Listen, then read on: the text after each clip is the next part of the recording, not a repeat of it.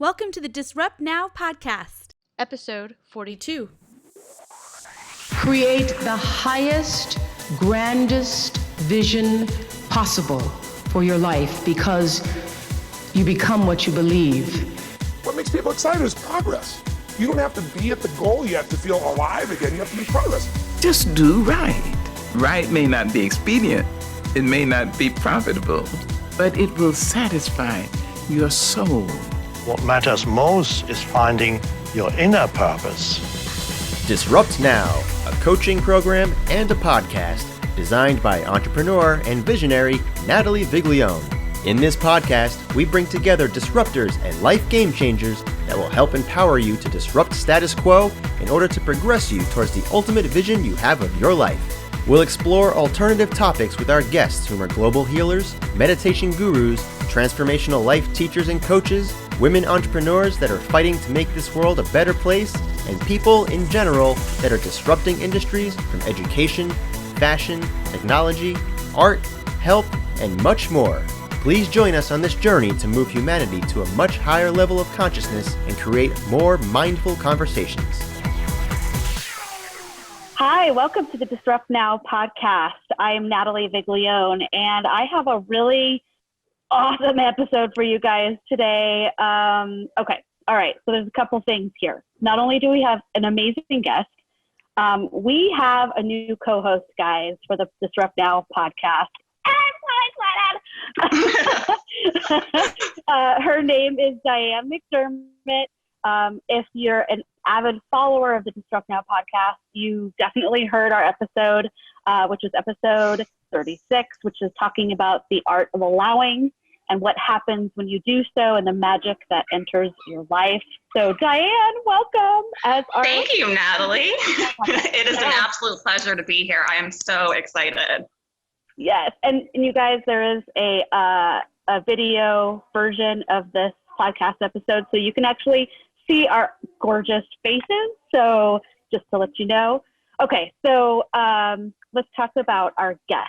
Our guest is Courtney Elmer. Now, Courtney Elmer and I became friends via digital means. So we found each other through the threads of the digital world, which is awesome. And I love when that happens because you know that you're connected for a reason. Her story is super inspiring. And our title for this episode and what we're going to be wrapping all of our conversation around is The Surprising Truth About Work-Life Balance. Courtney, welcome to the Disrupt Now podcast for episode 42. Welcome, you guys. Courtney. It's my privilege to be here. I'm super excited to be here with y'all today. Yes. Okay. So who is Courtney? All right. Courtney is a lifestyle strategist, speaker, and stress expert dedicated to showing high-achieving women how to stress less and live more.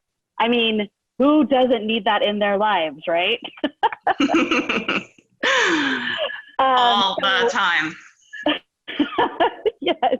So thank you, Courtney, for being here to talk about how we can stress less and how we can live more, and your story. Because again, your story is super inspirational. And you know, how you got from there to here is going to be a big piece of today, because that's super important to people understanding that when we do triumph over things that feel like we're not sure how to get back up from them, and what can come from that is kind of that twist in our stories and our journeys. Yeah, absolutely. And it's been a journey for sure to even like think about how much has happened for me in the past 6 years. It's kind of mind blowing. I can't wait to dive into it with y'all today because I have learned so much personally. And now, you know, it's led me completely to the work that I even do in the world, helping others stress less and live more, and what that even means, you know, getting really to the root causes of that stress and overwhelm and showing people how to heal the root, you know, as opposed to just treating the symptom that we feel. Yes.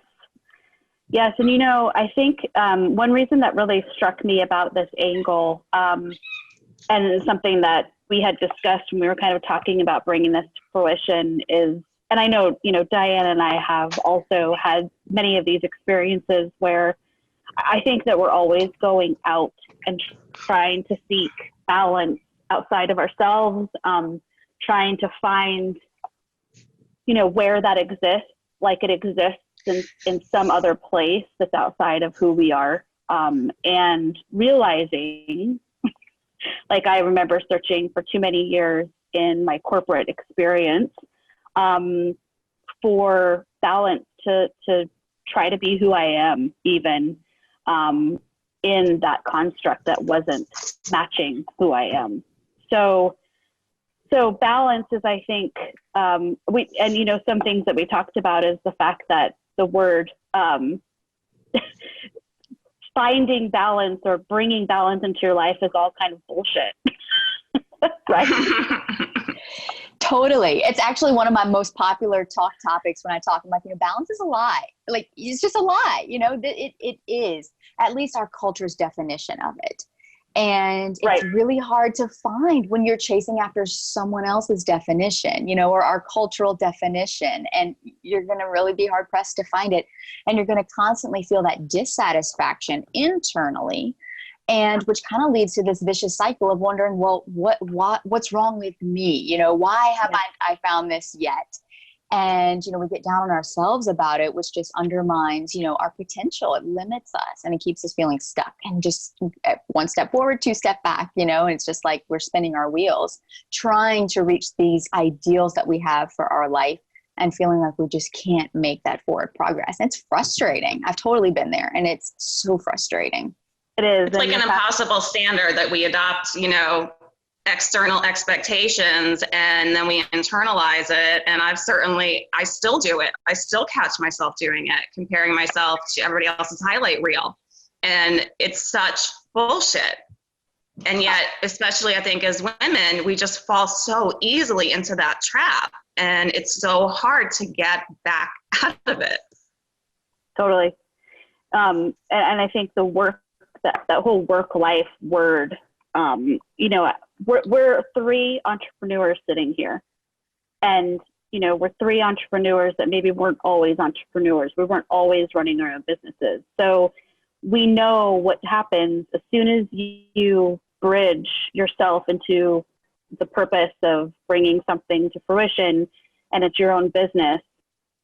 You can sure as shit guess that there's literally no way you can drive a work-life balance some days, or some days you can. And I mean, it's just like, there's a shit show. It's a shit show. Totally. Honestly, it is. I own two businesses, and yeah. So we're bridged into one. We live our work, and our work lives through us. So,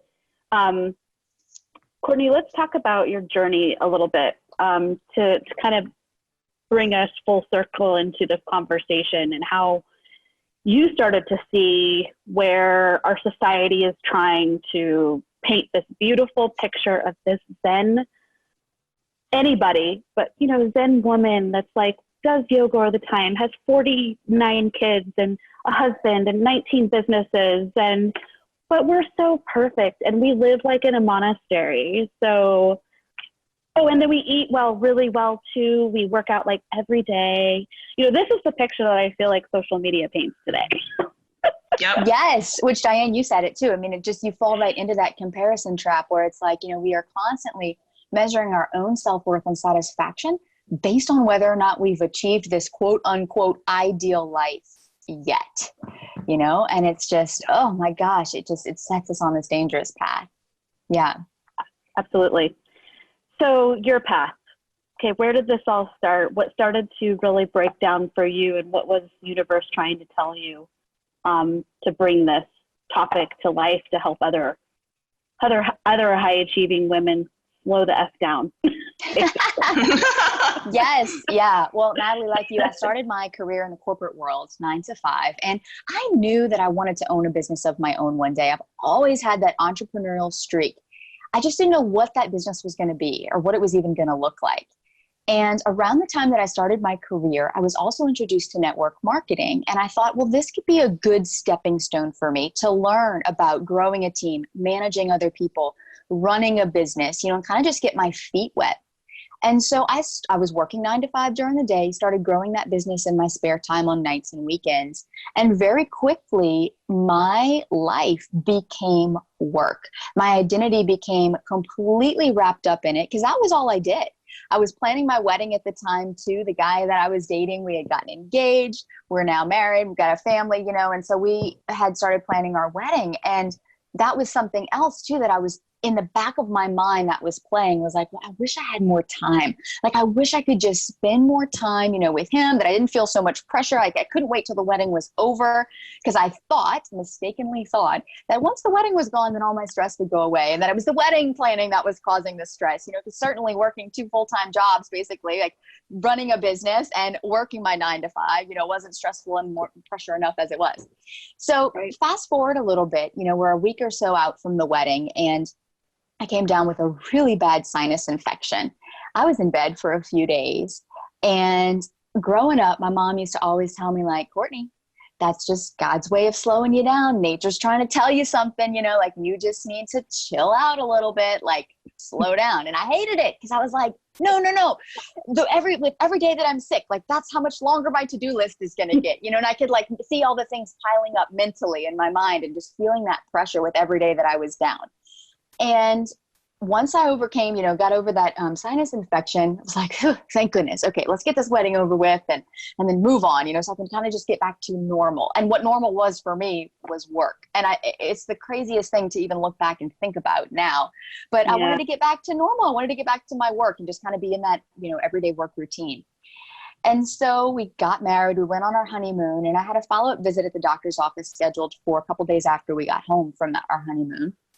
And went in just expecting, clean bill of health, like if anything was still going on, maybe a prescription, antibiotics, knock it out, whatever was needed.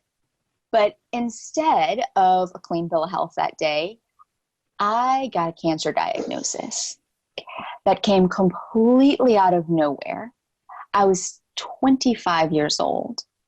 And from the outside looking in, anyone would have thought that, wow, Courtney's got it all. She's got her life together. She's so young. I had walked away at that point from my 9 to 5. I was running my network marketing business full time.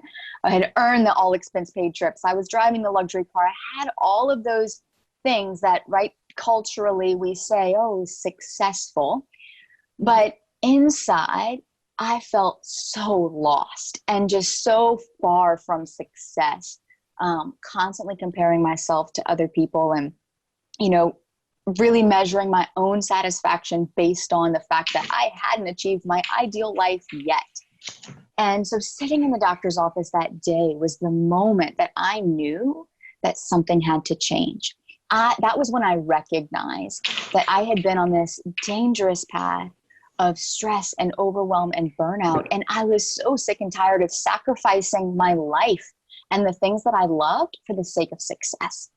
And that was when I recognized that all of the success and all of the, worldly things that I had to show for it had come at a very high price. And it was the price of my health, my relationships, my family, and the things that really mattered. And so that set me on a completely different path, a completely different trajectory. And I became really obsessed with figuring out not how to get rid of the stress and overwhelm, but to figure out why it was happening in the first place.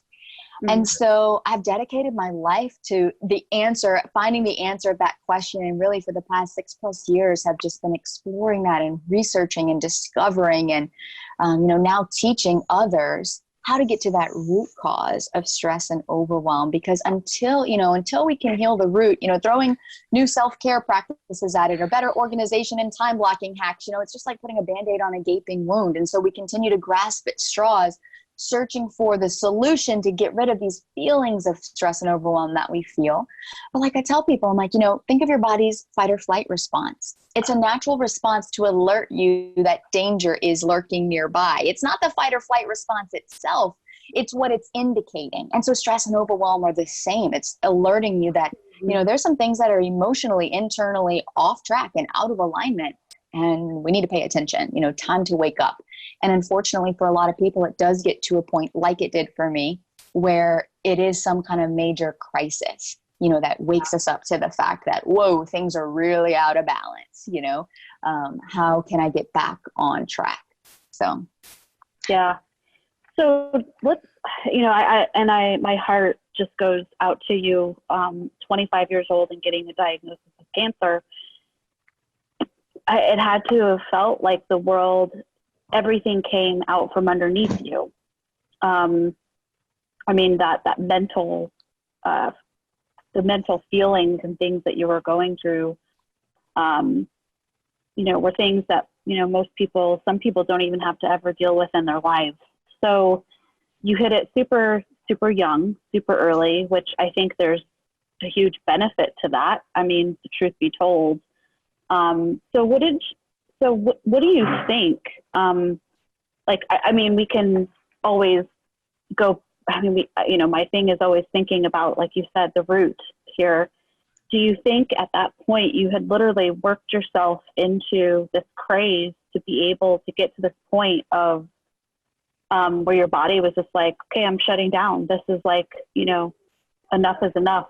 Do you think those signs were there, or how do you think that kind of transpired for you, or was it just really a huge smack in your face? A little bit of both. I definitely, looking back now, can see, I 100% believe it, the stress and the overwhelm and just the endless mind pressure, I'll call it, that I placed on myself, unaware, thinking that that was just what it took to run a business. That definitely created the breeding ground within my body for the cancer to grow. Believe that wholeheartedly. And then even now, on the other side of it, going back to some of even my childhood and my past and my relationships with different people in my life, particularly my mom, and some of the resentment that I held, and how all of our emotions really do play into our physical body. But yet we're not taught this in school. We don't, you ask the average person to name their emotions. And even though there are millions and millions of emotions that we can feel and experience in any given moment, the ones that people mostly think of are like, well, I don't know, anger, fear, sadness. Like they can't even go beyond that. And I couldn't, before that, I was very out of, not attuned to that whatsoever. But now, looking back, I even can see further back in my life, even before the work stuff started, and just how my identity got so wrapped up in my work that, there were other things there that were contributing to emotional distress and emotional imbalance that I think definitely, our minds and our bodies are so connected in ways that we don't even understand. And it's so fascinating to me. But yes, just discovering that was very eye-opening. And, I kind of had this gut feeling in the moment. I wouldn't have at the time been able to put words around it or articulate it, but I had a feeling, just a sense that, in many ways I had created the problem. And just through my lack of awareness, and also just through kind of putting my body through the ringer, like not really giving it the attention and care that it needed, and not really caring about it, thinking that, oh, I'm invincible. Like I'm 25 years old. Nothing's going to happen to me. I got a whole life ahead of me. And then it's like, wait, what? Yeah. So yeah, definitely. Smack in the face of mortality and reality. For yes. Sure. I guess one of my questions is, would you describe yourself as kind of a naturally introspective person? That's a great question. Now, yes. Now I'm much more self-aware than I ever was. But I kind of see that cancer diagnosis as like the pivotal point in my life. It was like the me before and the me now. It's all me. But right. Recognizing now how much more aware I am of who I am, whereas before I didn't have that at all. I was very disconnected from that. I saw, I didn't see, internally, I just saw what was going on outside of me. And I feel like before, I lived in a reactionary state where I was just, whatever would happen, I would react.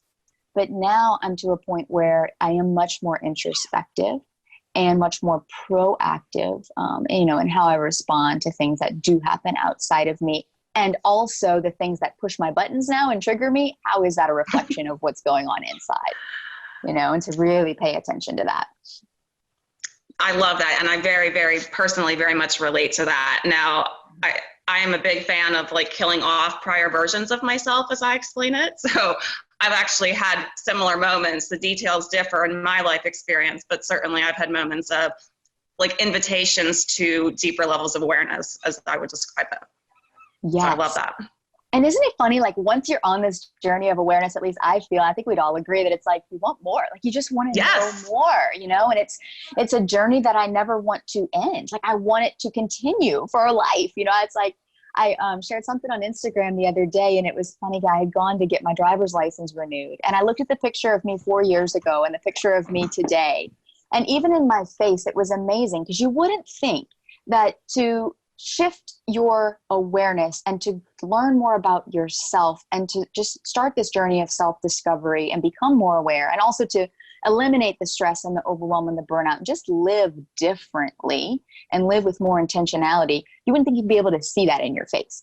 But it's visible. It is visible. And so I shared this post about, the before and after, and how I was like looking forward to the picture 4 years from now. Like, I wonder what that girl's going to look like, and how once you start this journey of awareness, how much more you really desire that. Because, I think we've all been created for such a unique purpose. We all have our own unique gifts. We're all here to put on this earth for a mission that only we can fulfill in the way that we can fulfill it. And part of that process is discovering who we are, as we've been created to be, so that we can fulfill that mission. And it's fascinating, and it's a journey I'm obsessed with it. I love exploring that, discovering, just that journey of discovery. It is. I love that explanation and way of phrasing it, the journey of discovery. It's a never-ending journey of discovery. Mm-hmm. Absolutely. And by the way, Diane, I love the cat going crazy in the background. Seriously. I'm like, could we have nap time right now? Speaking of discovery, that brings up, I think, a really good point to talk about. I think we have a couple of things that we can chew on here a little bit. One, emotions playing into our physical body and the trauma that it can create in us. Now, this is, so you rid your body of cancer, which is a whole other element to this that we need to talk about, and how you got there. And then I think that also, this was 6 years ago. Is that correct? Yes. Okay. Mm-hmm. So how you're managing your emotions differently today to ensure, that their physical impact can have less of an impact. So how has that rolled for you up to this point? Yes. So you said managing my emotions. I don't manage them. I embrace them. And that has been the biggest shift. It really, really has. And even in my work with clients and when I speak from stage and, I'm talking to people about stress, overwhelm, balance, all of these topics, emotions are really kind of at the heart of it. Emotions, I think culturally we're taught to not feel, to, reject, to ignore, to hide, to deny, to rationalize. To suppress, to eliminate. Yep. Yes, as if it's a bad Especially thing, women, to like feel. with anger, right? We're not allowed to be angry. Yes. Yes. And speaking of anger, especially for us as women, and even for certain personality types, it doesn't come out as anger. It comes out as resentment. And that's a lot of what I dealt with personally on a very personal level. And my mom and I have gone through a lot over the years, and so fortunate to have a really good relationship with her today, but we haven't gotten here without being there, and it took a lot of, again, going back to this idea of awareness, it took a lot of self-discovery and embracing the feelings that I felt and acknowledging them and honoring them and owning them and recognizing that it was okay to feel the way that I did. And that didn't mean that I had to hold it inside, or that, I just had to carry this through my life. And, when I work one-on-one with people, that is a lot of what we do, is diving into this work of releasing those emotions. And I talk about it as if, dumping out the backpack. As we go through life, we experience emotion. We pick up, and the emotion is like a rock. We go through and we feel angry, or we go through and we feel sad. And with every emotion we feel, we're picking up that rock and putting it in our backpack. And you can imagine, for years and years and years, the backpack just gets heavier and heavier. If we don't feel through it and dump out the backpack and honor those emotions and those feelings, which are, again, indicators, they are there to tell us something, then we're just going to lug this heavy backpack around. And of course your body's going to suffer, because if you're bent over backwards, carrying around a heavy backpack, it's going to take a toll on you physically. Mm-hmm. And that's really an interesting analogy, but it's one that I think is very descriptive too, because it kind of gives us this mental picture of what it's like to just carry our emotions and not to feel them, not to process them, not to live with them, and instead try to suppress them or try to manage them. So yeah, I think that's really the heart of it. The biggest shift that I have experienced, and the way that I see it a little differently now is, instead of trying to manage it, is just to allow it and to just embrace it and know that it's, there's that word, allow, huh? Allow. We both call that. Yeah.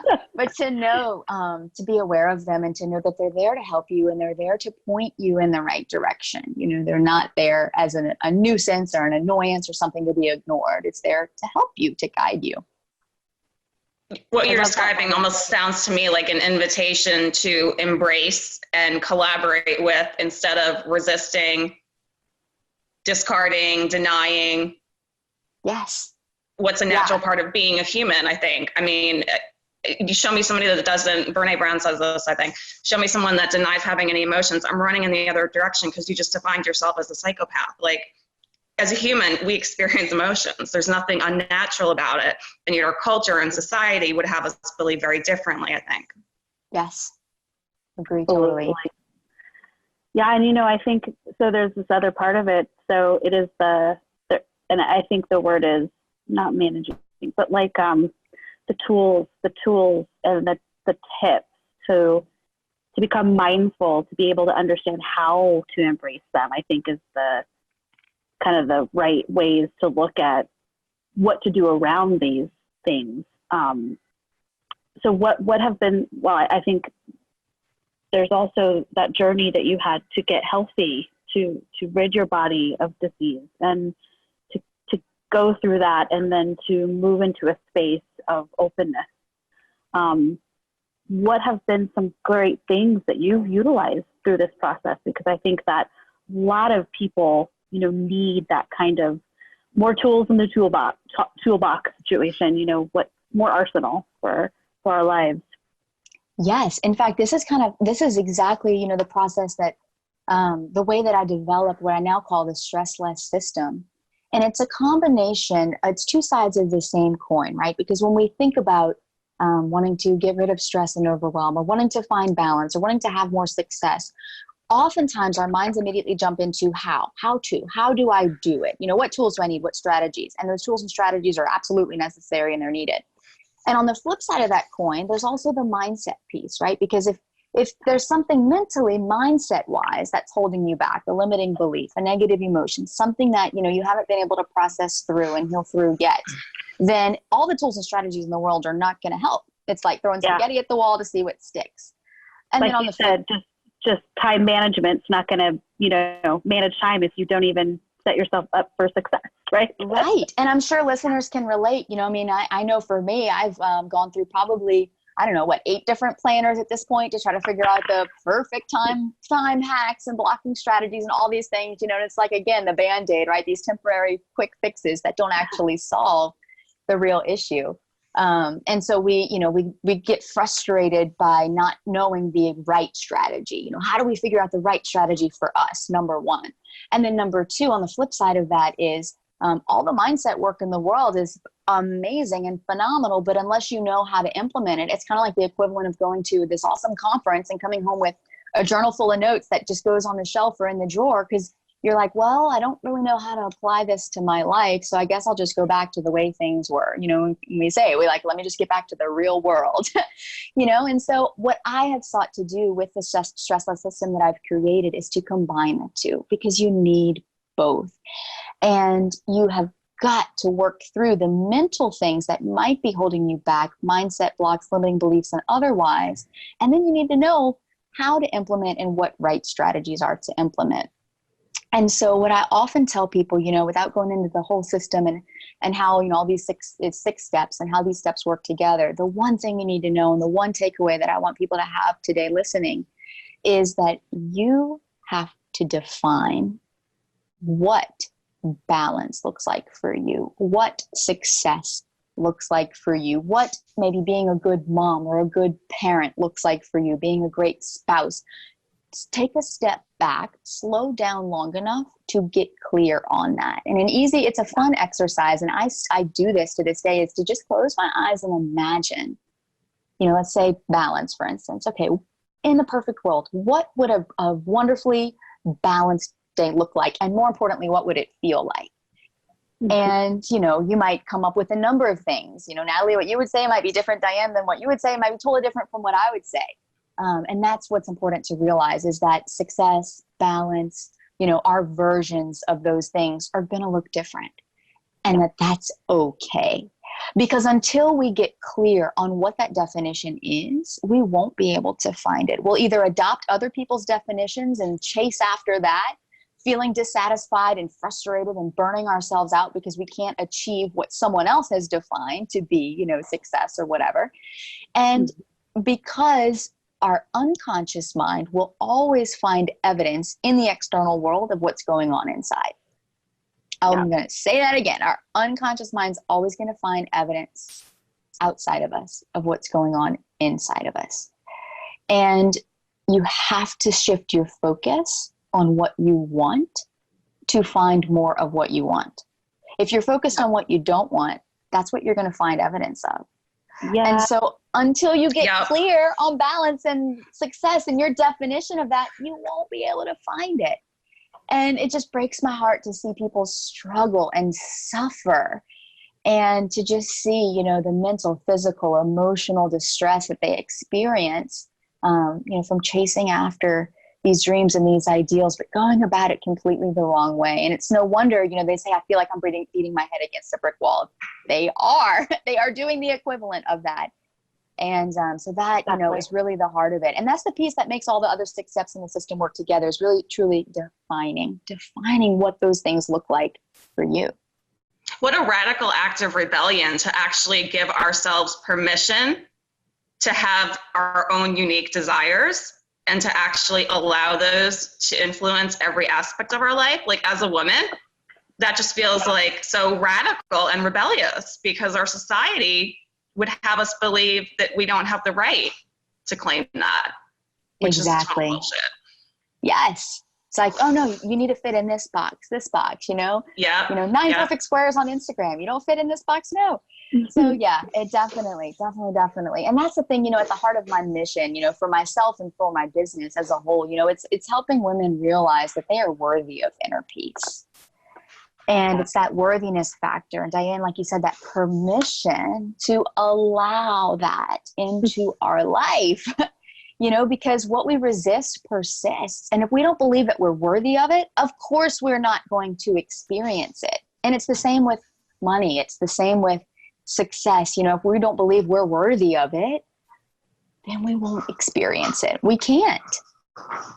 That's the block, Yeah. Absolutely. And you said something interesting, and this has come up a lot. I mean, I think this is a whole other episode too, because we meaning humans, go towards this what if scenario that's always the dark. What if the negative? The negativity bias is legit. Like, it actually really exists. It does. And it happens with our thoughts in terms of what I don't want versus the desireless, what I do want. and I want now, and I deserve now, and not with entitlement, but just knowing that and trusting the universe that if we ask for what we want, not saying that we don't have it, but being grateful and, you know, showing abundance and gratitude for the things that even that we don't have, but acting like we have them, that changes the way we're asking for things and what can show up in our life. I mean, I've been that person. When I was in my early 20s, I asked, you know, I was saying, okay, well, I know what I don't want. I don't want this. What is happening right now? I don't want this. So guess what? I got more of the shit that I hated, period. And I asked for it. And I look back at that and I realized I did all of that negative shit to myself. And no one else can blame for that except me. And that's accountability, which is important, right? Yes. And, you know, I'm going to say something here that's going to bring some of this full circle too. So going back to the cancer diagnosis and focusing on what we don't want. Growing up, I had this deep fear of getting cancer. It was like one of my biggest fears.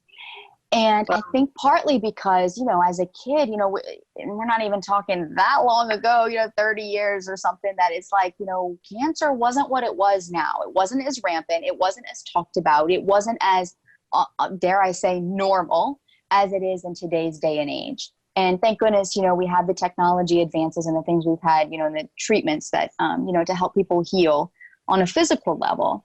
But back then, you know, when someone got cancer, it was pretty much a death sentence, or at least that's what I thought in my mind, because it was like all hush hush and nobody really talked about it. And the only, you know, the few handful of people that we know had gotten a diagnosis wound up dying. And that was a fear.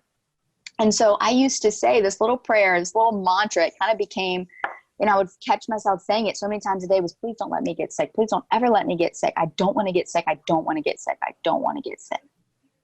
And so when I got that diagnosis, it was like my worst fears had come true.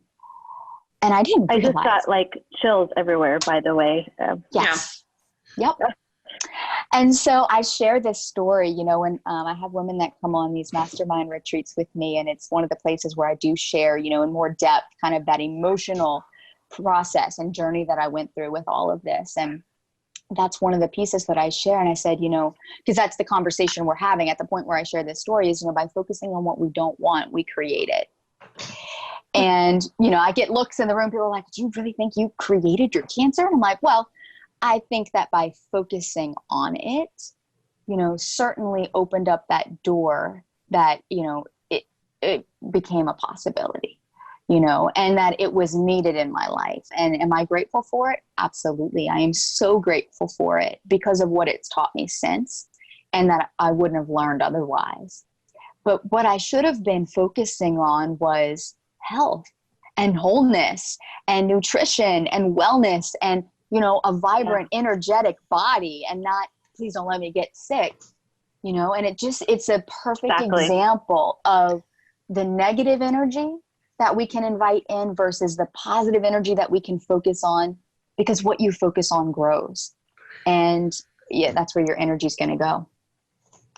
Yeah, we are vibrational beings. Like, we are made of energy. I mean, I'm not going to go all quantum physics on you, but I mean, literally, we are energy. Everything is energy, and our thoughts carry energy as well. And we're not taught this growing up. I mean, it's one of those things. I think some of us get to a certain point in life and we're kind of invited through our life experience to become more aware of it, but it's not mainstream knowledge, you know, it's not popularized, but there are some of us in the world who are very well versed in it. And, you know, the power that we have within us, I think can almost at sometimes be frightening to some of us. Absolutely. And you know, that's amazing to share. And that's, I think, that's the core of what this is really talking about. It's, you know, if we're striving for, I mean, the way that we strive for things and the intention behind that means everything. The same with, you know, seeking work-life balance. As we know, we're debunking that right now, that, you know, again, like, a perfect example of that is now you're looking back and seeing all of the clarity around how that could have ever happened. But something like that does smack you in the face. And it is a big wake-up call. And I think that we have two options of being able to run towards self-awareness after huge trauma, to understand who we are, to evolve our souls, get to the truth of ourselves and know, or we can take that down a much darker path and keep going down that darker path of, I'm broken, something's wrong with me. And just, and you could just, when you say the words, you can just see light versus darkness, I think. So I think that's a huge lesson that you're teaching people, which is very important. Very important. And Courtney, I'm curious to hear your thoughts on the topic of forgiveness generally, but more specifically self-forgiveness. Yes. Oh, I just lit up because I love this. I love this topic. Forgiveness is such a huge part and component of healing. It always is, and it always will be. And I think what people resist about forgiveness, this is what I feel, is that, from a young age, we're taught right from wrong. We're taught, oh, you hit somebody, say sorry, and that, that person needs to forgive you. And I think from a young age, unintentionally, it's ingrained in us that until we have an apology, that we don't owe forgiveness to anybody. But what happens is when we grow up and we become adults, well, people are going to do things in life that hurt, and they might not ever be aware of it. And I've had many experiences of this in my life. And so we hold on to the hurt because that person hurt us. Oh my goodness. Now, I can't forgive them because I'm never going to forget what happened. Like, this whole forgive and forget philosophy. Well, no, we can't erase what's happened. You can't forget it. So just stop even thinking down that path because it's not going to happen. And it's not supposed to. So I don't buy into the forgive and forget philosophy. It happened for a reason. And then the other piece of that is that, that other person, unless you want to really stir up something, then, many of us are not going to go to that person and say, you did this and it made me feel this way and da-da-da-da, which first of all, I have a huge beef about how we even communicate that in our language of saying someone else made you feel a certain way because you didn't. You chose to feel that way. And you can also choose to let it go. And that's where it gets to the heart of forgiveness for me, is that forgiveness is not about someone else's healing. It's not about someone else, apologizing so that you can move on. Forgiveness is a gift that you give to yourself. Forgiveness is a choice to heal or not heal. Forgiveness is a choice to move on and let go of the hurts, not forget them, but to let go of them and to move beyond them and to learn from them. Or you can choose to hold on to it and let it continue to undermine, your beliefs, your attitudes, and how you view and see the world and the way that you relate and respond in the world. Which is resentment. 100%. Right. Yep. Yeah. Yes. Yeah. Yeah. Everything that you're just sharing, and even just you and everything you're saying in general, is reminding me of a book by Byron Katie called Loving What Is. And that was a really powerful book that I found while I was divorcing my ex-husband, because she talks very powerfully in the book about the prisons that we create for ourselves that we don't even see that we're building until we're just solidly trapped within them. Yes. Yep. I had this very interesting moment happen. I've had a very distant and weird relationship with my father for a very long time, over a decade of my life. And, the hurt, anger, resentment, blah, blah, blah, was a very big ruling component for many years ago. And some years ago, I broke and I called him and I went ape shit on him.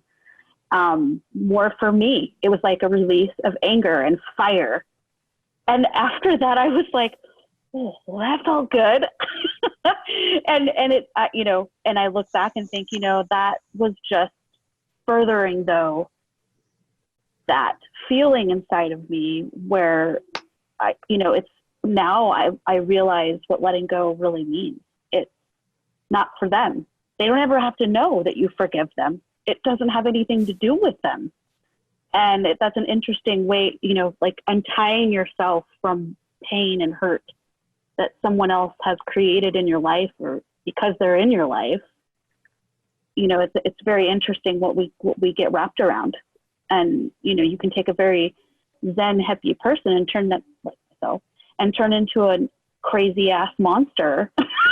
It's like, like if I had lightning abilities, like I definitely would have sent some Thor, throwing some bolts. Yeah. That's just because that's what I felt. And and I don't think that we should ever say something is right or wrong, because it's kind of like in the moment things can happen, right? But those kinds of moments keep us more in that negative frequency, in that lower vibrational frequencies, versus moving up that path into something better. Yeah.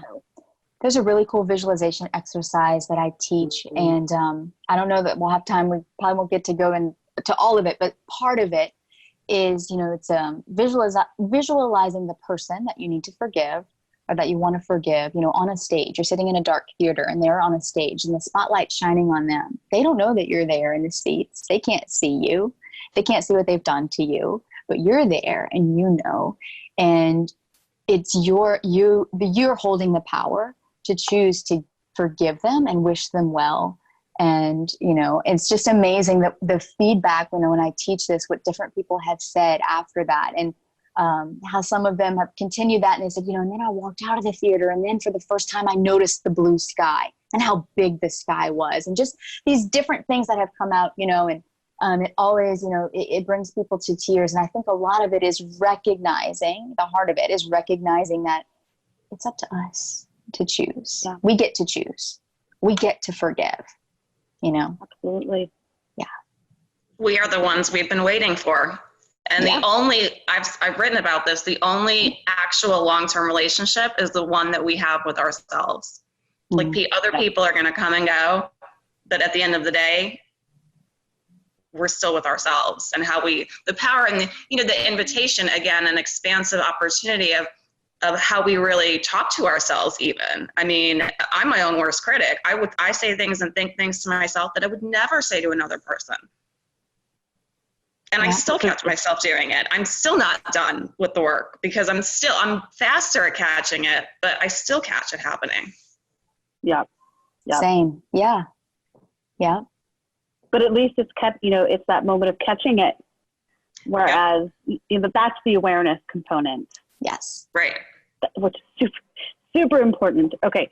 So, Courtney, what is the one biggest takeaway you want people listening today to have about the surprising truth around work-life balance? And we already, know what that is, which is total BS.